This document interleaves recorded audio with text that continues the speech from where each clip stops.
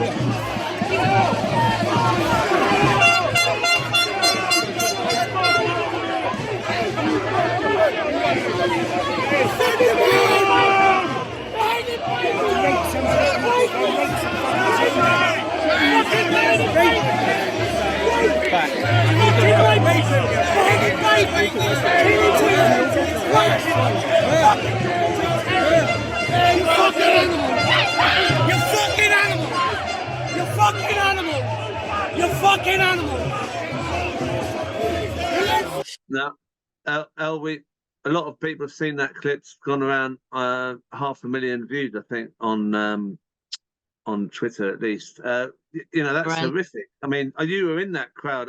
You said you were in that actual. You could see you in that crowd walking past. I was at the back, and my anxiety levels have raised just watching that again. It was actually horrific. I mean, we had turned up simply just to show solidarity with the Palestinian BDS movement and protest against the Seret Film Festival, as they'd asked us to. The staff at the Phoenix had refused to work as well at that showing, so we had turned up to show solidarity with them. And we were supposed to be on opposite sides of the road. And I got there about 10, 15 minutes before the rest of the people, my group. And it was obvious from the start that it was not going to end well, because they came over, just a few people came over, ripped up banners, racially abused us. But when the rest of the group turned up, that's when it got really awful. I mean, the racial abuse, spitting at us, egging us. There was a female musician there who had a speaker. As soon as she turned on her Arabic music, she was surrounded by 3 burly thugs, threw her speaker down, told her to turn that effing shit off. They were calling us Nazis, terrorist scum, Muslim scum, asking us why we were there, saying, this is our area. Why are you here? F off out of here. I mean, there were young people in tears. There was a young Asian man next to me, and the amount of racial abuse he got was horrific. And they were itching. They were, you know, pushing the barriers, trying to get to us. If the police hadn't been there, I honestly don't know what would have happened. I'll just show a clip. I'll just show a clip of you that you filmed yourself, and maybe, you know, this shows the kind of intimidation as well on that.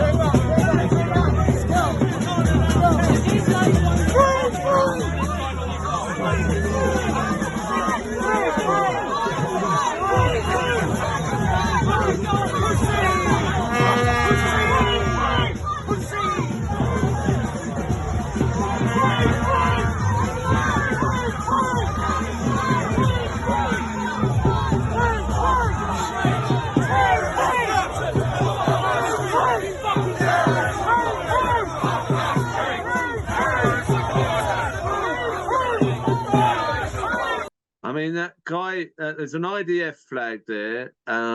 It's. I mean, there's a bloke racially abusing the guy next to you. We can see that. Yeah, That's been put out there by the police, hasn't it? that's right. The police are trying to identify who he was. I mean, that's why I started filming, because I thought if anything happens, because that one in particular was itching to get through. He was itching, to grab hold of this young guy who'd done absolutely nothing, by the way. He was just there with his kafir, a young Asian boy. And I thought, I better film this for our protection, because if anything happens, we need to have evidence that, of who these people are. And by about 20 to 8, some of the young organisers came and said, listen, this is so unsafe. We have to get out of here, but it's not safe for us to leave. We have to leave under police escort, and we all have to go to the tube. And some of us had driven like me, and the police were like, it's not safe. You cannot go to your car. We have to get you to the tube, and you're going to have to come back later and get your cars. So that's what we did. We were told, link arms. Let's try and get you to the tube platform safely. And these people, that's when they became like baying hounds. They were just chasing us. That clip that you showed earlier, Crispin, they were screaming abuse. They were singing Rule Britannia. I mean, it was just unbelievable. It was like being in the middle of a national front march almost. It was actually terrifying. And the police got us onto the barriers were open at the tube, so we were just kind of pushed through on the platform. The trains were held up. The drivers were told, you cannot go until we get these people to safety. And I ended up in central London, and my husband came and picked me up and drove me back later that night to get my car. And there was young people on the train. One young man in particular I spoke to was really shaken up. Some of his friends were saying, let's go to the pub, calm down. He said, I can't. He was so shaken. He'd ended up on top of the barriers. They somehow managed to smash him on top of the barriers. It was actually awful. And the press have been spinning it that they were there to protect the Phoenix cinema. It absolute nonsense. Can I just go back on that? What the reason for the protest? I mean, this is a flyer that I've found. No art washing a genocide. Join us for vigil outside an Israeli government funded screening. So that's the point of it. It's an Israeli government funded screening, whereas the media have been presenting it as a protest against the showing of a film, a film of that festival. One of the films of the festival that was about October the 7th, isn't that right? It's totally been misrepresented. Yeah, it's absolutely been misrepresented. To be honest, I'm not even sure that all of us knew what film was going to be shown at that night. All I knew was Serret Film Festival was showing lots of films at different cinemas. I mean, we'd emailed Phoenix, we'd emailed Everyman. I know some people had turned up at Hampstead Everyman. I didn't know what films were going to be shown at what cinemas. We just turned up to show, solidarity with the BDS movement. We shouldn't be, as that poster says, art washing genocide. There's a genocide taking place, and we're allowing the Israeli government to propagandize and put out their cultural events. And we'd also turned up because we knew that the Phoenix staff were not happy. The staff and the management were not happy that the Serret Film Festival was being hosted at the Phoenix, and they had all refused to turn up on that occasion. So we had turned up to show solidarity with the staff as well. So it's not true. It's irrelevant. Doesn't make any difference what film that had been. We were there to show solidarity with the BDS movement. I mean, the fact you've come on to the show shows a lot of courage in a way, because there are other people I've tried to contact on this who don't want to come on, show their face at all. They're intimidated by it. We're not really in a free society if we can't do a protest safely, and people can't even speak about being attacked or intimidated. Well, I refuse to be intimidated. I mean, it was horrible being there, but I will not allow them to shut down free speech. I will not allow them to shut down criticism of Israel and the atrocities that have been carried out there. I mean, I live in a Zionist area, so yeah, there could be repercussions, but we all have to stand up. We all have to stand up because what's happening in Israel and in Palestine is just horrific. It's we've got to put our heads above the parapet. But I completely understand because some of the young people there were covered up because they're terrified. They've got their careers to think about, their educational futures to think about. So yeah, I get it, but you're right. We're not living in a free society if we're all going to be dictated to by the Zionist movement, basically.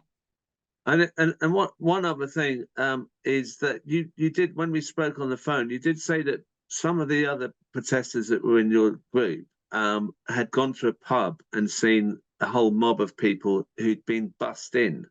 Yeah, Is that right? that's what I heard. Yeah, that there was lots of people drinking in the Stag pub. Looked like football hooligans, but obviously Israel Zionist supporters. And they had they'd all been brought in coaches, apparently small coaches, hundreds of them. Wow. That's that. I mean, so do you think this is actually? I mean, you can't really say because there's no evidence. But do you think the far right have actually become part of the pro-Israel or Zionist group? I mean, when you see the videos, some of them just with their Union Jack flags and their Stars of Davids interspersed, and the fact that when they chased us to the tube station, they were singing "Rule Britannia." Britannia rules the waves. Britain will never be slaves. I've never really, unless you're at the proms or something, it's not something that people tend to be singing about on the streets, is it? And the fact that they were shouting Muslim scum, terrorist supporters, calling us Nazis. I mean, it was just at the time, it just felt like a baying mob of right-wing thugs. That's the best way I can describe it, really.